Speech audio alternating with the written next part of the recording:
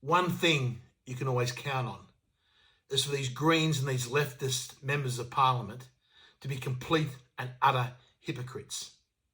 Just take this Green senator from New South Wales, Mehreen with her attacks on Pauline Hanson. Now, this Senator Fakari has made a Twitter just simply hate speech against the Queen. That's the only way to describe it. And Pauline Hanson rightly has fired back at her. So now this Fakari is crying that she's going to refer Pauline Hanson to the Human Rights Commission. Now, this is the same Greens senator that wanted me investigated by ASIO because I had questioned the vaccines. Merely questioning the vaccines, she wanted me investigated by ASIO. This is the type of totalitarian, authoritarian state that these Greens want. A member of Parliament expressing what proved to be 100% correct, that we should have been questioning these vaccines. She wanted me investigated by ASIO, as reported in the Sydney Morning Herald. And then, that's not all. She used parliamentary privilege to defame me, to use that cover of parliamentary privilege to defame me in just a shocking, another hate-filled speech. Just have a look at what she said in this speech.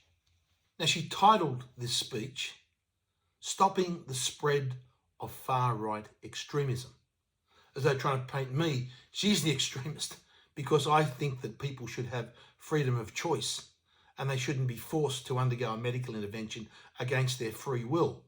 That, to her, is far-right extremism.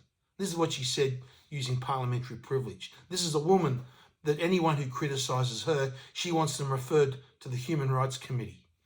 Her speech said, "The existence of racism, sexism and other discrimination is not new, but what has changed is its legitimisation, normalisation and encouragement in the media and politics. Political leaders, in addition to their old habit of racist dog whistling, are now comfortable outright fanning the flames of racial conflict." Reflecting on those words 2.5 years later, it deeply disturbs me how this process of normalisation I spoke about has not reversed or has corrected itself, but in fact it has worsened. Far-right politics are more mainstream than ever. The government has shown zero interest in dealing with the existential threat to our diverse community. It was good to see significant pressure placed on the Prime Minister over the last couple of days to condemn and distance itself from the dangerous COVID conspiracy theorising by the member for Hughes, Craig Kelly.